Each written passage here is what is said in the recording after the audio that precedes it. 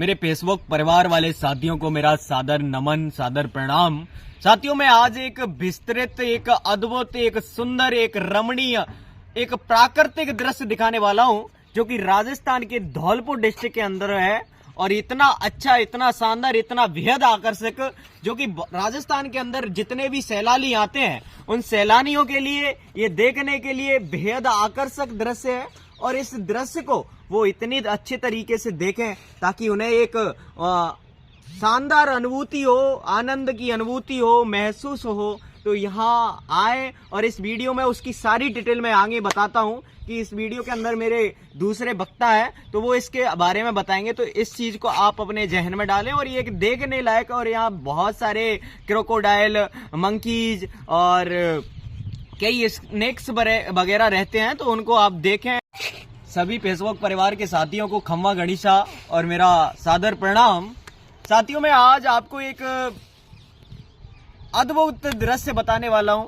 और वो दृश्य एक राजस्थान के छोटे से जिले जिसे अपन धौलपुर के नाम से पुकारते हैं। और ये धौलपुर जिला जिसमें चंबल नदी आती है, और ये चंबल नदी जो है डाकुओं का गढ़ मानी जाती।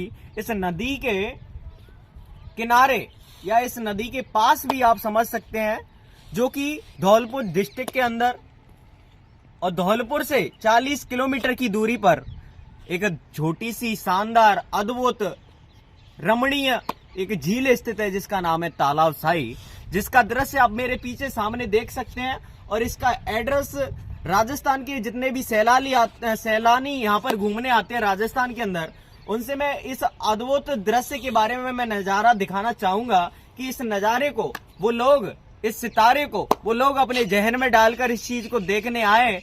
आप उनको बहुत अच्छा लगेगा। और इस झील के किनारे 2 महल स्थित हैं।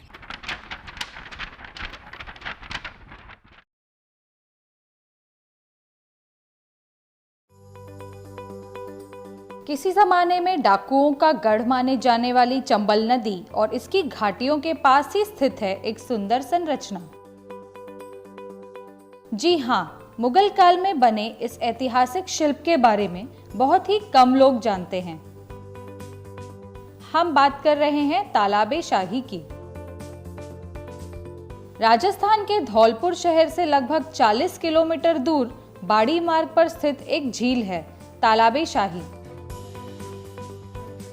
ये बहुत सुंदर एवं ऐतिहासिक झील है।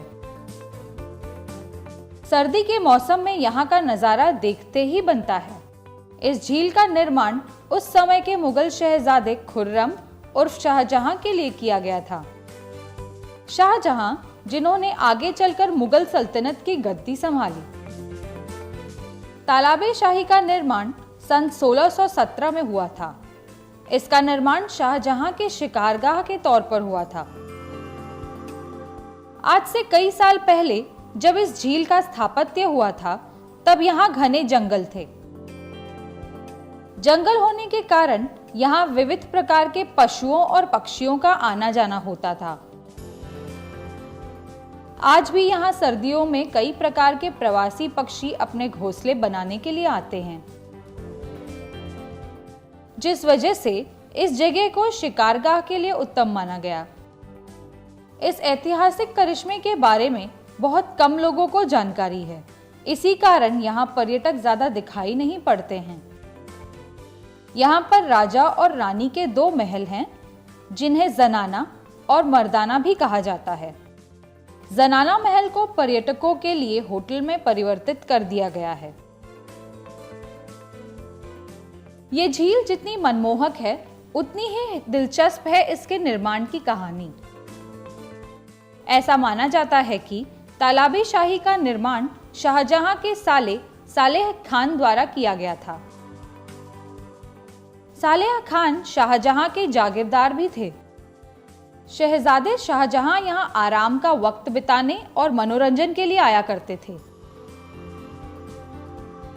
इसी झील की देखरेख धौलपुर के राजा किया करते थे।